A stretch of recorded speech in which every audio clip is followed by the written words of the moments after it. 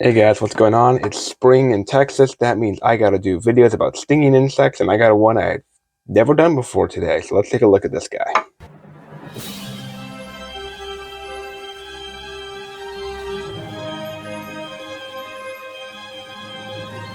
I present to you the sweat bee, which is a tiny little bee. I mean, look at this guy compared to my hand.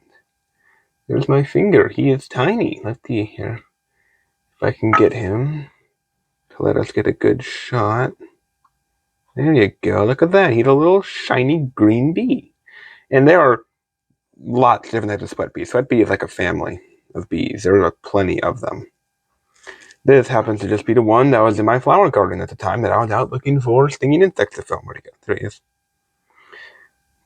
They come in a variety of colors. They are not all shiny green. Some can be... Actually, I have no idea. This is the first sweat bee I think I've ever seen, guys, and known. But I think I've read that they can be like blue or black. This is definitely one of the prettier colored ones. Look at him. Look at that green. Now, you're probably wondering why on earth someone would call this a sweat bee. What do you do to earn the name? Hope you can hear that.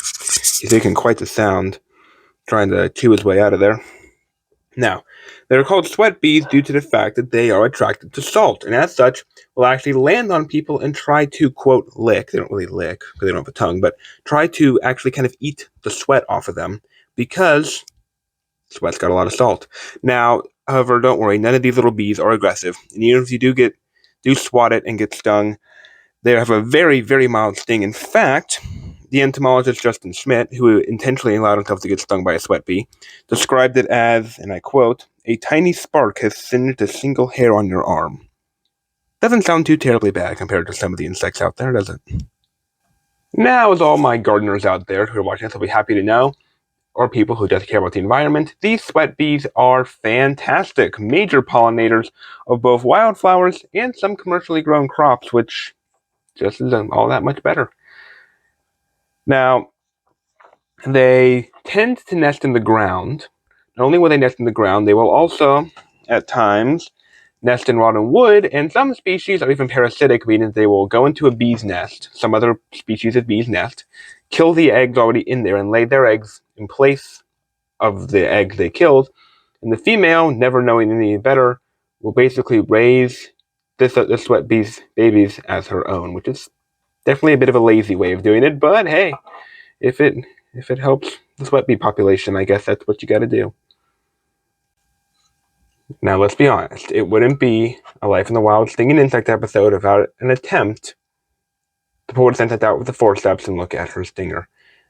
I have absolutely no guarantee if that's going to work or not. This is a tiny little bee. Getting her in forceps will not be easy, but I am willing to try. Alright guys, as I see it, there's two ways this goes down.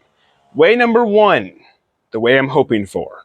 Wolf grabs at bee with forceps, successfully gets a good grab, we look at the beautiful stinger, we call the episode closed. Possibility number two, the one I deem more likely, wolf makes a grab at bee, bee escapes, we call the episode a close. Alright, let's go. I need you down on the bottom. Come on.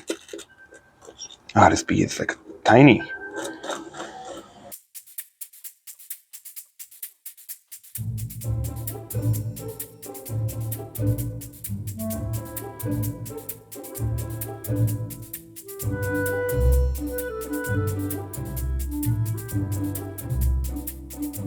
I'm sorry guys, this is just emotionally traumatizing.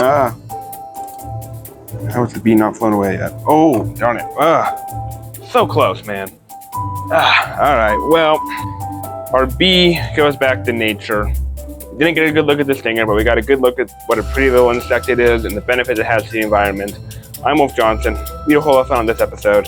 See you again soon.